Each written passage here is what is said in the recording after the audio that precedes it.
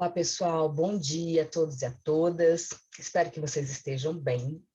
Nós estamos já na aula 76, na sequência didática 11, e hoje a ideia é retomar alguns tópicos da literatura, essa literatura de informação que acontece no Brasil de 1500, e hoje nós vamos até o Barroco, né?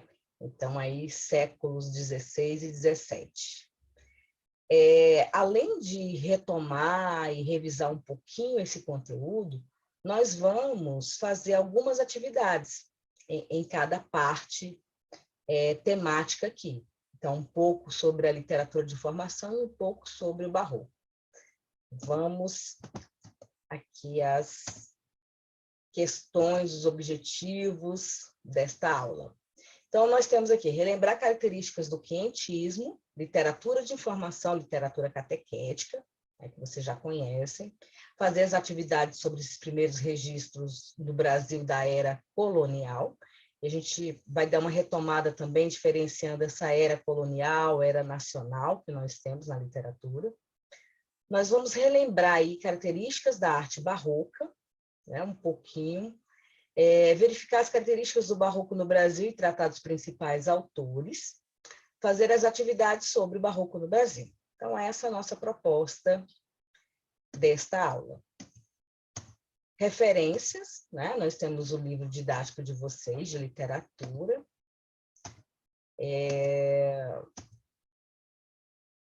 E outro livro, né? Também, de apoio aí, além de alguns sites, na internet, etc. Então, a literatura brasileira na era colonial. Vejam só aqui neste quadro o que nós temos, né, com essa divisão, que deixa pelo menos uma ideia, né, um panorama dessa literatura que nós estamos estudando. Então, nós estamos na era colonial. A era colonial é composta aí pela literatura de informação e a literatura catequética, né, o chamado quientismo. Como nós já colocamos anteriormente, não é uma estética literária, é um marco temporal, uma produção de textos, um registro, o que nós temos, né, de descrição, de ideias, né, passadas especialmente pelo olhar europeu, branco europeu, sobre o início dessa formação do Brasil, né, que na realidade é o início para essa colonização portuguesa, né, porque o Brasil já existia há muito tempo e nós tínhamos aqui uma população, né, chamada os povos originários. Então, também pensar aí nessas questões. Vamos lá. O que nós temos nessa era colonial? Nós temos esse período de produção textual chamada quientismo, que não é uma estética literária. A nossa primeira estética literária é o Barroco. O marco aí inicial é com a publicação de Prosopopeia, 1601, do Bento Teixeira, né, que já foi colocado para vocês, e vai aí no período bem extenso, né, até 1768, que é o início do arcadismo. E o arcadismo fecha essa era colonial. Nós vamos ter um período de transição aí com alguns eventos históricos, né, a vinda da família real ao Brasil e a independência em 1822, para só então a gente começar a pensar numa identidade cultural brasileira com a chamada Era Nacional, que começa aí pelo romantismo em 1836. É uma estética que vocês ainda vão estudar, né, especialmente só a partir do próximo ano. Tá? Então, só para diferenciar, nós fechamos o arcadismo, né, dentro dessas estéticas iniciais, com ainda a era colonial. E assim, pensar na era colonial não só em termos históricos, né, mas também na influência e numa literatura que ainda estava em formação. Lembrar que o que marca, né, esse início do quientismo é o registro histórico considerado a certidão de nascimento, do achamento do Brasil, que é a Carta de Pero Vaz. Nós vamos até reler um trechinho dela. Então, a produção quientista. Essa produção do quientismo é a primeira manifestação literária, conhecida como literatura de informação, que reúne relatos de viagem. Então, a gente tem esses nomes textuais aí, relatos de viagem, descrição, crônicas, né? Informação sobre essa terra que estava sendo colonizada, que estava sendo explorada, né, pelo homem branco europeu. Então, são textos que descrevem as terras descobertas pelos portugueses no século XVI, desde a fauna, flora e o povo, né? Então, existe até um distanciamento, porque esses homens, né, que vêm aqui, que fazem esse processo de achamento, não têm ainda um envolvimento, não têm uma ideia de nacionalismo, uma compreensão dessa cultura que, para eles, tinha uma imagem exótica muito diferente, né? Especialmente na versão, né, dos indígenas. E aí a gente tem um trechinho da Carta de Pero Vaz, só para a gente resgatar essa ideia do exótico, da descrição externa, né? Desse encontro, desse choque cultural, e também esse processo que a gente pode considerar aí etnocêntrico, né? Considerar a cultura europeia superior ao que nós tínhamos aqui, né? Mesmo sendo aí uma população que já estava nessas terras, né, por mais de 6.000 anos. Então, como é que é esse olhar, né, do branco português em relação aos indígenas? A feição deles era serem pardos, um tanto avermelhados, de bons rostos e bons narizes, bem feitos, andam nus, sem cobertura alguma, nem fazem mais caso de encobrir ou deixa de encobrir suas vergonhas, do que de mostrar a cara. Então, a coisa que mais chama atenção de fato, aí, essa imagem, né, dos indígenas andando nus. Acerca disso, são de grande inocência. Ambos traziam o beiço de baixo furado e metido nele um osso verdadeiro, de comprimento de uma mão travessa, e da grossura de um fuso de algodão, agudo na ponta como furador. Metem-nos pela parte de dentro do beiço, e a parte que lhes fica entre o beiço e os dentes é feita a modo de roque de xadrez, e trazem-no ali encaixado, de sorte que não os magoa, nem lhes põe estorvo no falar, nem no comer e beber. Então, novamente, né, essa estética do andar nu, né, e de ter ali uma espécie de um enfeite diferente, né, dado aí uma cultura diversa, né, que é esse instrumento, esse objeto que é colocado aí, né, debaixo do beiço, né, na parte de baixo, que é furado e tal, e que também chama atenção no olhar do branco português. Como características dessa crônica, né, que nós já vimos, são crônicas de viagem, informativas, caráter documental, a linguagem é simples, tem uma grande exaltação da terra, o uso exagerado de adjetivos, né, porque não há um envolvimento, não há uma forma, de fato, um conhecimento sobre essa terra, né? Então, eu só vou narrar o que eu vejo, né? Não tem profundidade. E essa parte da literatura pedagógica já é a literatura jesuítica, né? Que a gente sabe um pouquinho mais adiante. Nós temos aí a vinda dos jesuítas em 1549, e o principal representante é o padre José de Anchieta, que trouxe um teatro pedagógico, né, com a intenção de catequizar, de doutrinar os indígenas, sabemos disso, né, dentro da religião católica, né, cristã católica.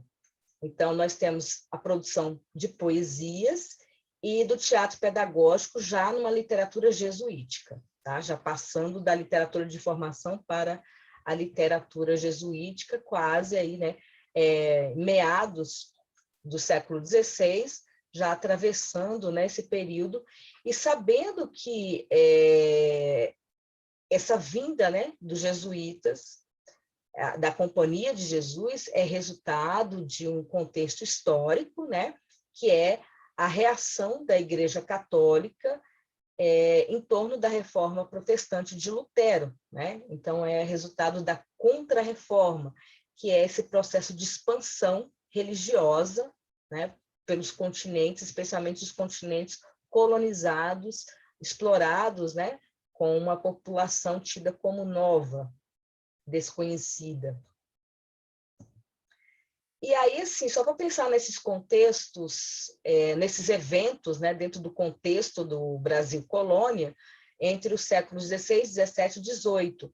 Importante verificar que a gente tem também muito o deslocamento do poder político, né? A gente começa ali no século XVII, especialmente em Salvador, e depois passa para Minas Gerais já no século XVIII, né? Então, nós temos todo esse processo histórico que não é desconhecido de vocês, as capitanias hereditárias, a escravização, né? Os povos negros vindos da África, a vida dos jesuítas da Europa, né? Salvador sendo aí o centro das decisões políticas, do comércio do açúcar. Nós temos aí o declínio e a crise dessa produção, né? E o poema que marca esse evento histórico, político, social, é Triste Bahia, a gente tem bem a evidência disso lá, com Gregório de Matos Guerra, e Minas sendo palco do barroco e do arcadismo. Importante saber aí. E agora nós temos algumas atividades, são 5 exercícios, até a gente passar para a parte do barroco. Então, vamos lá? Olhem só. Da literatura de informação. Entende-se por literatura informativa no Brasil o conjunto de relatos de viajantes e missionários europeus sobre a natureza e o homem brasileiros, né? Natureza e homem brasileiros. A história dos jesuítas que aqui estiveram no século XVI, as obras escritas com a finalidade de catequese do indígena, os poemas do padre José de Anchieta, os sonetos de Gregório de Matos. Essa literatura informativa, né, como o nome já diz, são os relatos, são os textos que vão mostrar essa terra, né, essa nova terra. Então, aqui a letra A. Na número 2, diz assim: quanto ao sentimento nativista das primeiras manifestações literárias feitas no Brasil, é um sentimento de apego aos valores culturais portugueses, conforme se vê nos poemas de Anchieta. Consiste na propagação da mentalidade colonial portuguesa sobre o que giram os poemas de Gregório de Matos.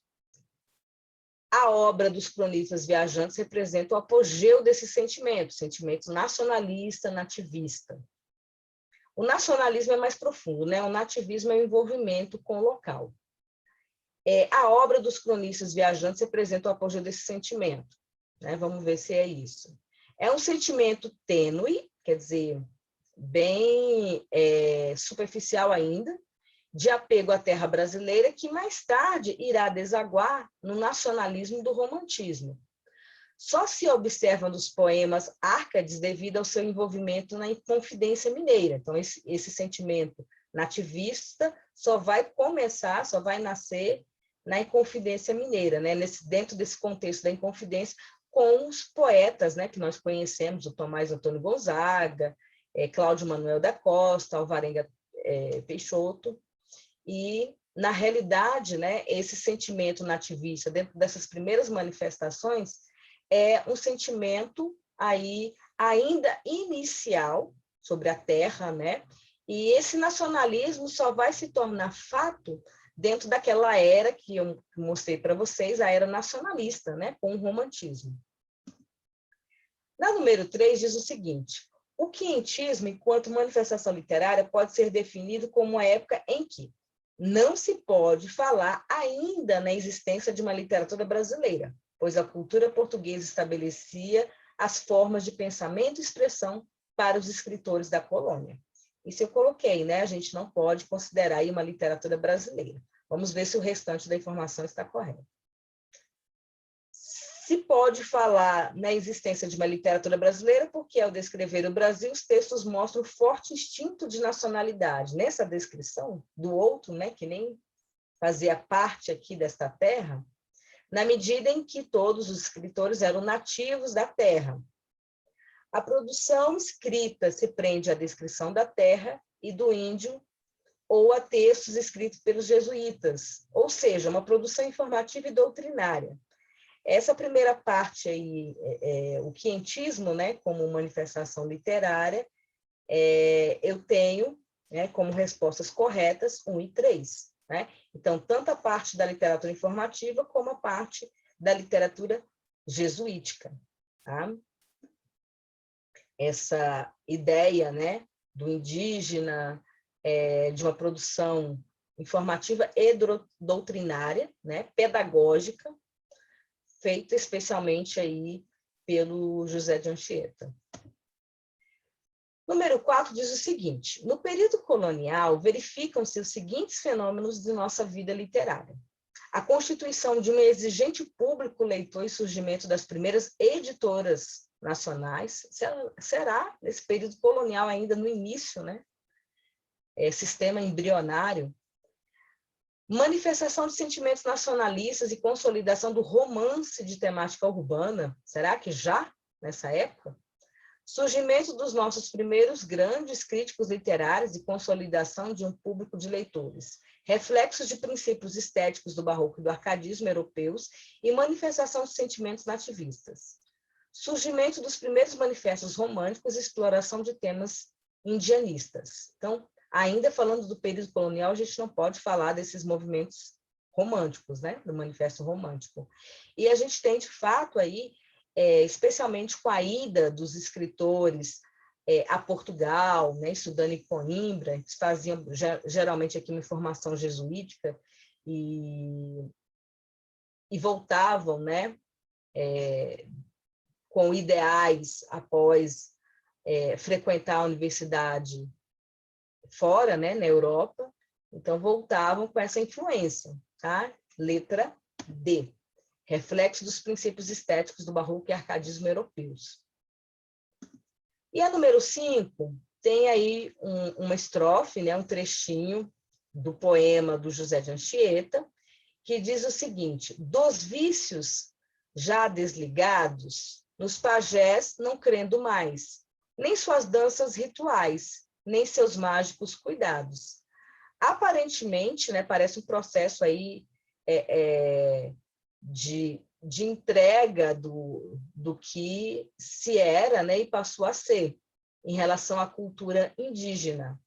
Né? Então, não crendo mais, desligados, não tem mais danças rituais, nem mágicos cuidados. Né? Então, esse processo, provavelmente, aí de aculturação, desse processo doutrinário, que era o objetivo da produção catequética. Né? Assinale a alternativa verdadeira, considerando a estrofe acima pronunciada pelos meninos índios em procissão.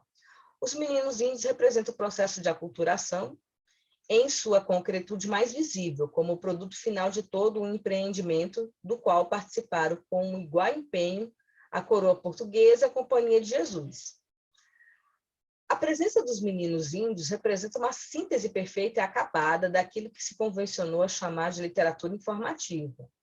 Os meninos índios estão afirmando os valores de sua própria cultura, ao mencionar as danças, rituais e magias praticadas pelos pajés. Será? Os meninos índios são figuras alegóricas, cuja construção como personagens atende a todos os requintes da dramaturgia renascentista. Tem uma mistura aí danada, né, de várias coisas. Os meninos índios representam a revolta dos nativos contra a catequese, trazida pelos jesuítas, de quem querem libertar-se tão logo seja possível. Né? Essas duas últimas aí estão mais distantes. De fato, a primeira letra A, né? Esse processo que eu falei inicialmente de aculturação.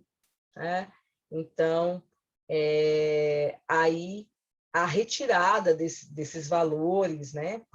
Originários, que era o objetivo da catequese, né? Então, do branco português. E agora a gente passa para o barroco no Brasil, tá? Especialmente. Só que antes de falar do barroco no Brasil, uma imagem que é bem geral e representativa do barroco, né?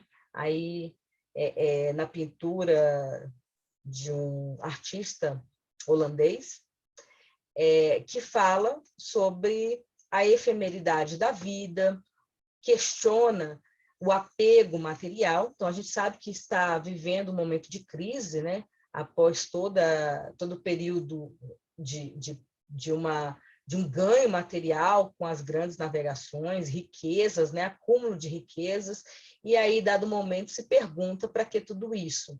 Então, nós temos o tempo aí, o relógio representando o tempo, né? A caveira, a morte, a efemeridade da vida, né? A lâmpada também, a vida é um sopro, né? Passa logo. Então, são essas representações características da estética barroca, que não acontece só, agora sim, é uma escola literária, né? Que não acontece só na produção textual, mas na pintura, na escultura, na música, né? Dei um exemplo para vocês do Sebastian Bach, Jesus, Alegria dos Homens, né? Vale a pena escutar, e em outras várias produções. E aí nós temos, né, o barroco no Brasil ocorreu entre 1601 e 1768 e sofreu influência das medidas da Contra-Reforma. A gente diz que a Contra-Reforma é o processo ideológico que vai marcar e que vai mostrar essas características do barroco, né, como uma produção estética, artística. Então, nós temos a criação da Companhia de Jesus, né, que já foi citado aí como combate ao protestantismo. Nós temos como algumas características o fusionismo, que é a junção do contraste, né? Lembrar que o barroco é a arte do conflito, né? Então, nós temos essa ideia da crise, da tentativa de fundir, de unir concepções bem distintas, né? Teocentrismo, antropocentrismo, matéria, espírito, ideais medievais, ideais renascentistas, e lembrar, né, dos dois conceitos que vão nortear a produção barroca, especialmente no Brasil, sob influência espanhola, né, de Góngora e Quevedo, né, que é o cultismo, ligado ao gongorismo, e o conceptismo ao quevedismo. E aí nós temos as obras literárias, né, a obra inaugural, que é a Prosopopeia, uma tentativa de um épico, né, que na realidade é uma produção encomiástica ao político, né, um representante da capitania de Pernambuco, a família Albuquerque. Nós temos os sermões do padre Antônio Vieira, né? Já falei para vocês que o Antônio Vieira, esse nome aí, ora com circunflexo, ora com agudo, né? Essa é a forma mais antiga. E a produção do Gregório de Matos, que é uma produção rica, importante, satírica, lírica, sacra, né? Então, em vários formatos aí, e essencialmente uma produção poética, né? Em sonetos. Já na arte é possível apontar outros famosos, né? Nós temos também aqui, em terras brasileiras, o Aleijadinho, que é o Francisco Lisboa, né? O mestre Ataíde, e Maestro Lobo de Mesquita. Como características, né, outras, fusionismo, contraste, o culto ao contraste, antítese e o paradoxo, marcando esse conflito existencial, o pessimismo, o feísmo, que na realidade é a obsessão por imagens que não seriam tidas como clássicas, né? Equilibradas, simétricas da arte representativa da antiguidade clássica, né? do Renascimento posterior, né? Com o classicismo. Nós temos a hipérbole, o exagero, a sinestesia, que é o apelo sensorial, o rebuscamento, que é uma característica também do barroco, né? Escrever de maneira difícil, com uma linguagem carregada, o cultismo, conceptismo, que nós já colocamos, a morbidez aí, que vai também ao encontro da ideia do pessimismo, o sentimento de culpa. Por incrível que pareça, o carpe diem, que se repete lá no arcadismo, né? Aproveitar o momento, porque o conflito também tem esse lado de que buscar o espiritual, mas também querer aproveitar o momento, né? Nós temos em Gregório de Matos algumas produções nesse sentido. O emprego da medida nova, embora o barroco seja uma oposição ao modelo clássico, né? Vai se valer de alguns formatos textuais, especialmente o soneto. Então, uma produção na medida nova, que são os versos decassílabos. Temáticas: a fragilidade humana, a fugacidade do tempo, crítica à vaidade, contradições do amor, etc. Principais autores aí que nós temos, né? O que inaugura, mas não é o mais representativo, porque é o Bento Teixeira. Ele tem uma história bastante dramática de vida, né? Depois, se vocês quiserem buscar, ele era, né, até considerado, era de origem judia, né? Considerado cristão novo, foi perseguido, tal, e tem outros fatos em relação à vida dele. E o mais representativo brasileiro, de fato, né, que é o Gregório de Matos, conhecido aí como Boca de Brasa ou Boca do Inferno, especialmente pela produção satírica, que remonta, né, que vai ali beber na fonte do trovadorismo com as cantigas de escárnio e de maldizer, como eu já falei para vocês. E da prosa, indiscutivelmente, o padre Antônio Vieira, que não é brasileiro, mas português, né, é aquele que melhor representa o conceptismo e a capacidade de produção retórica argumentativa. Aí nós partimos para atividades da parte 2, né, dessa parte do barroco. Nasce o sol e não dura mais que um dia. Depois da luz se segue a noite escura. Em tristes sombras morre a formosura. Em contínuas tristezas a alegria. Essa estrofe, né, é um trechinho aí do poema do Gregório de Matos. E o que a gente percebe especialmente? O que há de mais marcante aí nesse trecho? É o culto à natureza, a utilização de rimas alternadas, dia rima com alegria, escura, formosura, são rimas interpoladas, né? O amor cortês, será que a gente consegue ver isso? Forte presença de antíteses, uso de aliterações. A aliteração é a repetição de consoante, né? Como a sonância é a repetição de vogal. E a letra correta é a letra C, que é a produção de antíteses. Como é que eu percebo essas antíteses aí? Dia, noite, né? Luz, escura, tristeza, alegria. Confere? Vamos à sétima questão. Que falta nessa cidade? Verdade. Que mais por sua desonra? Honra. Falta mais que se lhe ponha? Vergonha. Isso é uma crítica feroz aí ao sistema político e corrupto, né, que o Gregório de Matos já via, né, nessa época lá na Bahia. O demo a viver se exponha, por mais que a fama a exalta, numa cidade onde falta verdade, honra, vergonha. Né? Então, parte satírica da crítica na produção do Gregório de Matos. Pode-se reconhecer nos versos acima, ou versos anteriores, né? De Gregório de Matos, caráter de jogo verbal próprio do estilo barroco a serviço de uma crítica em tom de sátira do perfil moral da cidade da Bahia. Parece essa, né? Vamos ver. Caráter de jogo verbal próprio da poesia religiosa do século XVI, será? Né? Estilo pedagógico da poesia neoclássica, por meio da qual o poeta se investe das funções de um autêntico moralizador. Ele fala da moral, mas não quer dizer que ele está sendo moralizador. Caráter de jogo verbal próprio do estilo barroco, pode ser, né? Mas é a serviço da expressão lírica do arrependimento do poeta pecador, tem isso aí. Estilo pedagógico da poesia neoclássica sustentando um tom lírico, as reflexões do poeta sobre o perfil moral da cidade da Bahia. a correta é a letra A, de fato, né?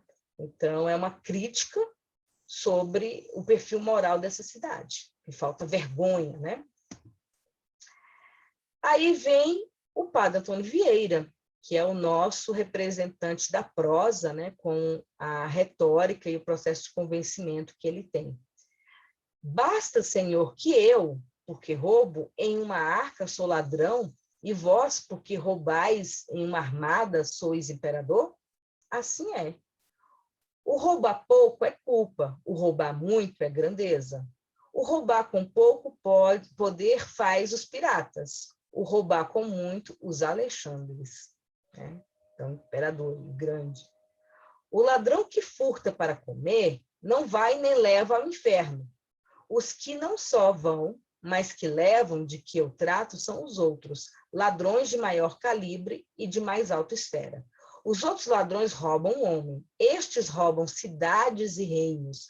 Os outros furtam debaixo de seu risco, estes sem temor nem perigo. Os outros se furtam, são enforcados, estes furtam e enforcam. Sermão do bom ladrão.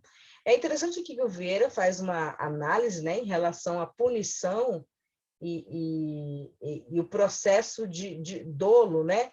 Quem é o maior ladrão? Aquele que rouba ali um homem, e às vezes rouba para comer, para se sustentar, né? Nós tivemos uma polêmica há pouco, né, da mãe que foi presa roubando miojo. Então, é meio que nesse sentido. E aqueles que, né, os grandes, o chamado ladrão, né, de colarinho branco, que causa enormes prejuízos à população, nem sempre, né, não é nem punido, né, e nem tido como ladrão. Então, o padre Antônio Vieira já questionava isso. E a gente pode perceber aí todo esse processo de raciocínio, de reflexão que ele traz, né? É o processo lógico, argumentativo.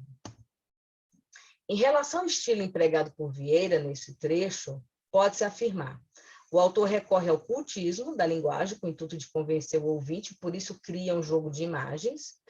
Recorre ao preciosismo da linguagem, né, através de fatos corriqueiros, cotidianos, procura converter o ouvinte, né, vamos ver. Padre Vieira emprega principalmente o conceptismo, ou seja, o predomínio das ideias, da lógica do raciocínio. Né? Eu acho aí que a gente tem a resposta. O pregador procura ensinar preceitos religiosos ao ouvinte, que era prática comum entre os escritores gongóricos. O gongorismo é ligado ao cultismo, que é mais a poesia, não a prosa do Vieira, né? Então, de fato, aí é o conceptismo, predomínio das ideias, da lógica e do raciocínio. Considere as seguintes afirmações sobre o barroco brasileiro. A arte barroca caracteriza-se por apresentar dualidades, conflitos, paradoxos e contrastes, que convivem tensamente na unidade da obra. O conceptismo e o cultismo, expressões da poesia barroca, apresentam um imaginário bucólico, sempre povoado de pastoras e ninfas. Tem uma grande mistura aí, né? A oposição entre reforma e contra-reforma expressa no plano religioso os mesmos dilemas de que o barroco se ocupa. A reforma defende uma coisa, contra a reforma outra, então tem um dilema, né, um conflito existencial, e isso é marca do barroco também. Então, as afirmativas 1 e 3 estão corretas. Vamos à última, a nossa última questão da aula de hoje, tá? Anjo no nome, angélica na cara. Isso é ser flor e anjo juntamente. Ser angélica, flor e anjo florente. Em quem, senão em vós, se uniformara? Na estrofe acima, o jogo de palavras é um recurso de que serve o poema para satirizar os desmandos dos governantes do seu tempo? Será? Retrata o conflito vivido pelo homem barroco, dividido entre o senso do pecado e o desejo do perdão. É isso aí? Expressa a consciência de que o poeta tem do efêmero, da existência, o ruda pela morte. A gente consegue perceber isso, essa temática aí nesse trecho? Revela a busca de unidade por um espírito dividido entre o idealismo, né, o ideal, e o apelo dos sentidos, do que é, né, do que é essa imagem da mulher amada, que representação dupla até tem, né? permite a manifestação do erotismo do homem provocado pela crença na efemeridade dos predicados físicos da natureza humana. Né? Está falando aí dessa passagem do tempo em relação à beleza dela, é efêmero, né? Há uma manifestação erótica, a gente percebe isso. Na realidade, é a busca por uma unidade, né? Uma tentativa de lidar com esse conflito, dividido, né? Entre o espiritual, o ideal, o sentido que seria o material, né? A experimentação amorosa. Pessoal, então é isso. Né? A gente vai continuar revendo e revisando aí essa sequência didática 11, né? Para depois passarmos para as sequências anteriores, né? 9 e 10, até a nossa última prova. Tudo bem? E eu termino aqui com ele, o padre Antônio Vieira, né, com uma das frases, que diz o seguinte: nós somos o que fazemos, o que não se faz não existe. Portanto, só existimos quando fazemos. Nos dias que não fazemos, apenas duramos. Até a próxima aula. Obrigada aí pela presença de vocês, paciência e até mais. Tchau, tchau.